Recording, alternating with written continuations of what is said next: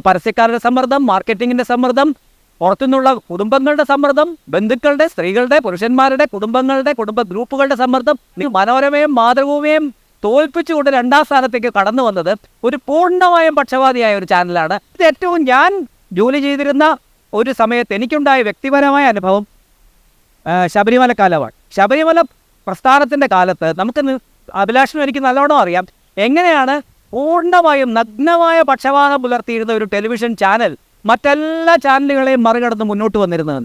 എന്തുകൊണ്ടാണത്? ആ സത്യമാണോ ആ ചാനൽ പറയുന്നതല്ല, പക്ഷേ സമൂഹത്തിലെ ഒരു ബഹുഭൂരിപക്ഷത്തിന് ഒരു പുതിയ മൂല്യവ്യവസ്ഥ, അവർക്കൊരു പുതിയ കോമൺ സെൻസ് വന്നിരിക്കുകയാണ്. ഇതാണ് ശരി. അപ്പോൾ ഇതൊരു പുതിയ, അത് പണ്ട് സൈദ്ധാന്തികർ പറഞ്ഞിട്ടുണ്ട്, ഈ ഹെജിമണി എന്ന് പറയുന്ന സിദ്ധാന്തം.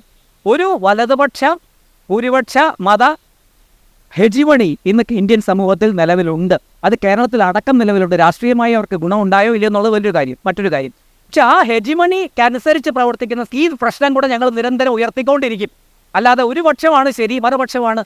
പക്ഷെ അന്ന് വാസ്തവത്തിൽ ആ മത്സരത്തിൻ്റെ കൊടും ചൂടിൽ വാസ്തവത്തിൽ പിടിച്ചു നിൽക്കാൻ പെട്ട പാട് നമുക്കറിയാം. ഒരു വർഷം കൊണ്ട് ആ മൂവ്മെൻറ്റ് അവസാനിച്ചില്ലായിരുന്നെങ്കിൽ ഒരു പക്ഷേ ആ നിലപാടുകളിൽ നിന്ന് പിന്നോക്കം വരികയും ഡൈല്യൂട്ട് ചെയ്യുകയും ചെയ്യാതെ നമുക്ക് വ്യാഴാഴ്ച റേറ്റിംഗ് വരുമ്പോൾ തറയിൽ കടന്ന് ഉരുളുന്ന ഒരു അവസ്ഥയിലേക്ക് വരും. ഇവിടെ 2ാം സ്ഥാനത്ത് വന്നത് ആ ചാനലാണ്. ആരാണ്? മനോരമയും മാതൃഭൂമിയും തോൽപ്പിച്ചുകൊണ്ട് 2ാം സ്ഥാനത്തേക്ക് കടന്നു വന്നത് ഒരു പൂർണ്ണമായും പക്ഷപാതിയായ ഒരു ചാനലാണ്. ആ ചാനൽ പക്ഷപാതമാണ്.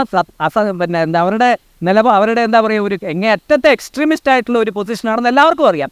ഞങ്ങൾക്ക് പലതരത്തിലുള്ള സമ്മർദ്ദങ്ങളാണ്. പരസ്യക്കാരുടെ സമ്മർദ്ദം, മാർക്കറ്റിങ്ങിൻ്റെ സമ്മർദ്ദം, പുറത്തുനിന്നുള്ള കുടുംബങ്ങളുടെ സമ്മർദ്ദം, ബന്ധുക്കളുടെ, സ്ത്രീകളുടെ, പുരുഷന്മാരുടെ, കുടുംബ ഗ്രൂപ്പുകളുടെ സമ്മർദ്ദം. നിങ്ങൾ എന്താണ് കാണിക്കുന്നത്? ദൈവവിരുദ്ധമായിട്ടുള്ള, മതവിരുദ്ധമായിട്ടുള്ള നിലപാടിനെ നിങ്ങൾ സ്വീകരിക്കുന്നത്. ഈ ഒരു വലിയ സന്ദിഗ്ധമായിട്ടുള്ളൊരു അവസ്ഥയിൽ നിലനിന്ന് പോയത് ആ ഒരു വർഷം കൊണ്ട് ശബരിമല സമരം തീർന്നു പോയതുകൊണ്ട് മാത്രമാണ്. അല്ലെങ്കിൽ പിടിച്ചു നിൽക്കാൻ വല്ലാതെ ബുദ്ധിമുട്ടുമായിരുന്നു. ഒന്നെങ്കിൽ ഞങ്ങളുടെ പണിയെല്ലാം നഷ്ടപ്പെടുമായിരുന്നു, അല്ലെങ്കിൽ സ്ഥാപനം പൂട്ടേണ്ടി വരുമായിരുന്നു. ആ ശബരിമല കാലത്ത് ഈ കേരളത്തിലെ ചില പ്രധാനപ്പെട്ട പരസ്യദാതാക്കൾ, ചില സ്ഥാപനങ്ങൾ തന്നെ പരസ്യം തരാൻ പോകുന്നില്ല എന്ന് ഭീഷണിപ്പെടുത്തിയാന്ന്.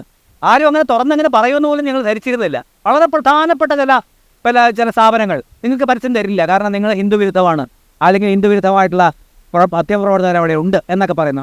അപ്പോൾ ആ സമൂഹത്തിലെ ഈ മാറ്റങ്ങളുടെ സ്വാഭാവികമായിട്ടൊരു പ്രതിഫലനമായിരിക്കാമെങ്കിലും ഇങ്ങനെ സത്യം സമൂഹത്തിൽ നിന്ന് തന്നെ ഭീഷണി നേരിട്ട ഒരു കാലമില്ല. അതുകൊണ്ട് അവിടെ ഈ കാലത്ത് മാധ്യമപ്രവർത്തകർ സർവീസിൽ നിന്ന് റിട്ടയർ ചെയ്യുന്നതാണ് ഭേദം എന്നാണ് എനിക്ക് തോന്നുന്നത്.